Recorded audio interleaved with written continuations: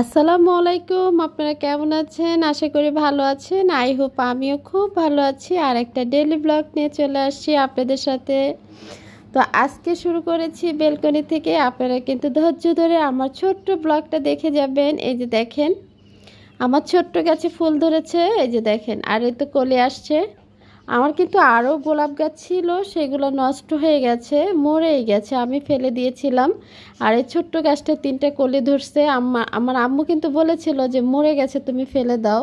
ওই যে বলে না, যত্নতে রত্ন বাড়ে। আমি খুব সুন্দর করে গাছগুলো কেটে আর একটা টপের ভিতরে ছিল, সেটাই বড় একটা ইয়ার ভিতরে, টপের ভিতরে বসিয়ে দিয়েছি, পরে ফুল চলে আসছে। তো আলহামদুলিল্লাহ ছোট্ট গাছটায় ফুল আসছে। আর এদিক দিয়ে তো চলে আসলাম, কত কাজ আজকে। দেখেন, খেজুরগুলো একটা বাটিতে রেখেছিলাম, আর এই খেজুরগুলো কিন্তু ইফতারের সময় আমি খাই। আসলে আমার ঘরের বেশিরভাগ খেজুরটা আমিই খাই, কারণ আমার এই খেজুরটা কিন্তু অনেক পছন্দ, শুকনা খেজুরগুলা। তো ওই বক্সের ভিতরে একদম গাদাগাদি হচ্ছিল, তার জন্য আমি বক্সটা একটু চেঞ্জ করে নিচ্ছিলাম। আসলে ইফতার দেখানোর মতো কিছুই নাই, সব আপুরাই শুধু ইফতার দেখায় ইফতার দেখায়, কার ভিডিও কে দেখবে বলেন? এই জন্য না আসলে আমি ইফতারের ভিডিওগুলো দেব না। তো আমি রেগুলার যে কাজগুলো করি আমি সেই কাজগুলোই করব, মাঝে মধ্যে দিতে পারি, ঠিক আছে? তো আমার চিন্তাটা এটা। আর এদিক দিয়ে কি করলাম, কিছু কাপড় রমজানের ভিত্তি ধুয়ে নিলাম। দেখেন, কাপড় দিয়ে দিছি, আর ও তো ওর মতোই ধুইতেছে। আমি কিন্তু সামনে গেলেও বন্ধ হয়ে যাবে, এই জন্য আমি সামনে যাচ্ছি না। দেখেন, একটু যদি মানে যে কোনো মানুষের যদি একটু চেহারা দেখা যায়, তাহলে কি করো, বন্ধ হয়ে যায়। দেখেন, অফ হয়ে যায়, জানি না কেন, কিন্তু আসলে একটা ম্যাজিক। দেখেন, তো সবারই কিন্তু এই ম্যাজিকটা দেখা উচিত, বোঝা উচিত। আমি দেখিয়ে দিলাম এক নজর। আর এই তো প্রত্যেক দিনের মতো যে কাজ করি সেটাই, কারণ আমাদের বাসায় কিন্তু বেশিরভাগ খিচুড়িটাই বেশি রমজানে খাওয়া হয়। আর এই যে দেখেন, আর আমি এদিক দিয়ে একটু ভাতের চাল নিয়ে নিচ্ছি, আর ডাল আর আলু দিয়ে ধুয়ে নিচ্ছিলাম, যাতে খিচুড়ি রান্না করব। আপনারা কিন্তু দেখবেন আমার এই খিচুড়িটা কিন্তু বেশ মজা হয়, আপনারা কিন্তু বাসায় ট্রাই করবেন, কারণ রমজানের সময় কিন্তু খিচুড়ি কিন্তু বেস্ট ইফতারের থেকে। দেখেন, আর এতে একটুখানি আমি ভিজিয়ে রাখতেছিলাম, আর এখান দিয়ে পেঁয়াজ কাঁচামরিচ, এটা কিন্তু এতগুলা করেই লাগবে, সেটার জন্য রেডি করে নিয়েছিলাম। আর এদিক দিয়ে দেখেন, কয়েকটা ছোলা বুট, মানে আমাদের বাসায় যেতে মানুষ কম, এই জন্য কয়েকটা ছোলা বুট নিয়েছিলাম। আর এখান দিয়ে নিচ্ছিলাম পেঁয়াজুর জন্য একটু একটু করে তিন ধরনের ডাল। এখানে এটা নিয়ে নিচ্ছি মাসকলাইর ডাল, আর এখানে নিয়ে নিচ্ছি খেসারির ডাল, আর কয়েকটা মুসুরির ডাল নেব। দেখেন, যেতে মানে ইফতারটা কেউ খেতেই চায় না, তাহলে আমি কি করব? এই জন্য অল্প অল্প, তার জন্য আপনাদেরকে দেখানোর কিছুই নাই, কারণ সবাই ইফতারের ভিডিও দেয়, আমি দিচ্ছি না, কারণ মাঝে মধ্যে যদি পড়ে যায় হয়তো বা দেখতে পারবেন। দেখেন, আর এদিক দিয়ে কিন্তু আমি ডালটা ভিজিয়ে রাখতেছিলাম, যেতে রমজানের দিন কোনো নাস্তা বানাইতে হবে না, ঘরে সবাই রোজা। হ্যাঁ, তা চিন্তা করলাম যে আমার খিচুড়িটাই বেস্ট, আর খিচুড়ির সাথে যদি কয়েকটা পেঁয়াজু খাওয়া যায় বা খায়, এই জন্য ভাইদের জন্য বানাচ্ছিলাম আর কি। আর এদিক দিয়ে কিন্তু এই যে সিমের তো সিজন শেষ, যেতে আমি একদিক দিয়ে খিচুড়ি রান্না করব ইফতারের সময়, আর এক চুলায় কিন্তু আমি রাতের যে খাবারটা সেটা রেডি করব। তার জন্য আমি আসলে এদিক দিয়ে ছোট বোনকে বলতেছিলাম যে তুমি একটু কাটাকাটি করো। তো বোন কিন্তু আমাকে সবজি কেটে দিচ্ছিলেন, আর এদিক দিয়ে ধইনা পাতা আইনা দিলাম, যে ধইনা পাতাটাও তুমি বাইছা নাও, এটা বলেছিলাম। ও কিন্তু খুব সুন্দর করে করলা কাইটা নিচ্ছিলেন, যাতে আমি চিংড়ি মাছ দিয়ে ভাজি করব।